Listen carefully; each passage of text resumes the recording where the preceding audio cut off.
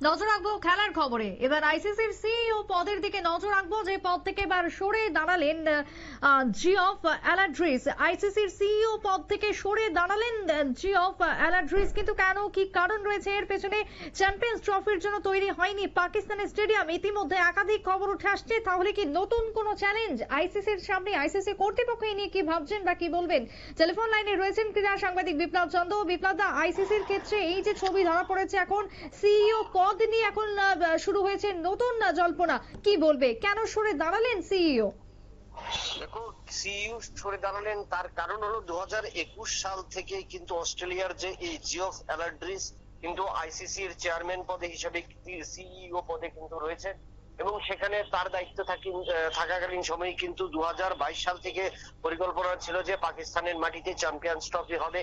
প্রায় 2-3 বছর সময় আগে থেকেই কিন্তু পাকিস্তানকে সে বিষয়ে সতর্ক করা হয়েছিল বা সেই সব বিষয়ে অবগত করা হয়েছিল।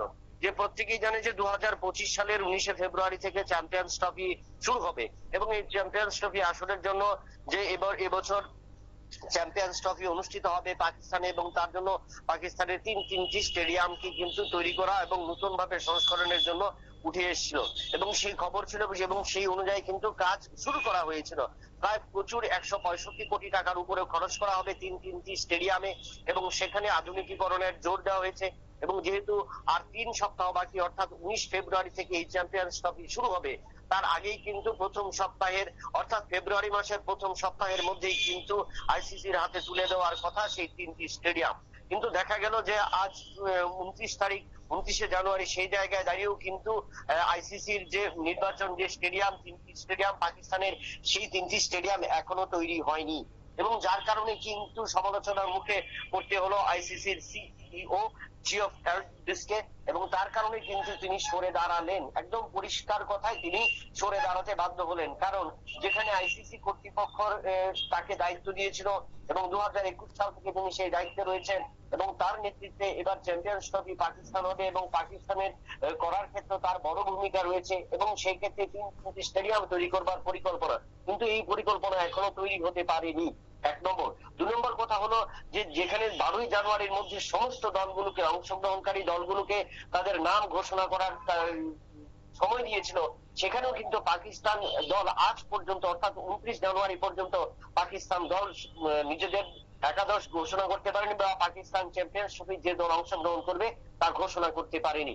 একের পর এক সমালোচনায় তিনি বিদ্ধ হয়েছেন, এবং সেই ক্ষেত্রে দেখা যায় যে 3টি স্টেডিয়ামে, করাচি, দেবদাসি এবং অন্যটি স্টেডিয়াম, লাহোরের স্টেডিয়াম, সেই স্টেডিয়াম গুলো এখনো তৈরি হয়নি, এবং সেখানে মাঠের কাজ যেমন বাকি রয়েছে, আউটফিল্ডের কাজ বাকি রয়েছে, স্টেডিয়ামের কাজ। কবে নাগাদ সেই স্টেডিয়াম তৈরি হবে? আদৌ কি নির্ধারিত সময়ের মধ্যে চ্যাম্পিয়ন্স ট্রফি সম্পন্ন হতে পারবে বা চ্যাম্পিয়ন্স ট্রফি শুরু হতে পারবে?